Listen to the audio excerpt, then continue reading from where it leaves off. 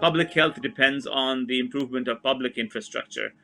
We need to take both into account because we could have avoided, I would say, many hundreds of thousands of deaths if these mechanisms of resilience were in place, and we would have also avoided hundreds of thousands of casualties, which some of which we don't even know. We don't know the long-term effects of this pandemic. We don't know the long-term effects, mental health effects, the physical health effects of this pandemic, which are still coming to light as we move forward. Well, I hope that that we will see as humanity, we will begin to see this as a learning point, and as a turning point. And in my greatest hopes, I hope that this will create a new round of creativity, and the new normal will be, as I said, will focus on recreating institutions, rebuilding them, and rebuilding them with some thoughts about what went wrong.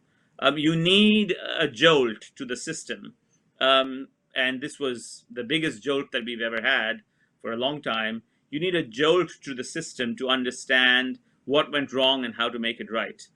And this was a huge jolt. The response to this jolt, I think, should be not misery or crying about all the things that could have gone wrong or could have gone right, but to go step by step and analyze. It's like almost like performing a dissection, an autopsy. We need an autopsy of the world, and that ranges, as I said, it begins with medicine and systems of medicine and public health, but it goes all the way to our economic systems, our systems of resiliency, as I said, economic and other forms of resiliency. It begins with understanding who the providers of health are. As I said, 2021 should be the year of the nurses.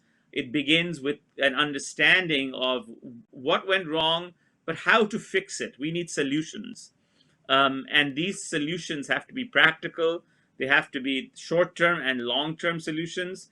And they should be global solutions, because we saw, as I said, we are living in an extraordinarily global world in which a single infection in a single city could become a worldwide pandemic. So understanding the advantages of globalism while also understanding why local solutions are important to global problems is one lesson that we have to learn from this pandemic, and to concentrate both, not to erase the global world, but to understand that local solutions to global problems have been the most effective way to contain this pandemic, has been one of the sort of the deepest philosophical lessons, I would say, and also a deep medical lesson of what's happened in 2020.